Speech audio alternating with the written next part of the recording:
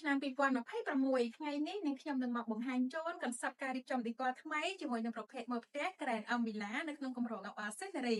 តែឥឡូវកុំឲ្យខាតពេលវេលាយូរសូមអញ្ជើញចូលទស្សនាជាមួយនឹងនាងខ្ញុំទាំងអស់គ្នា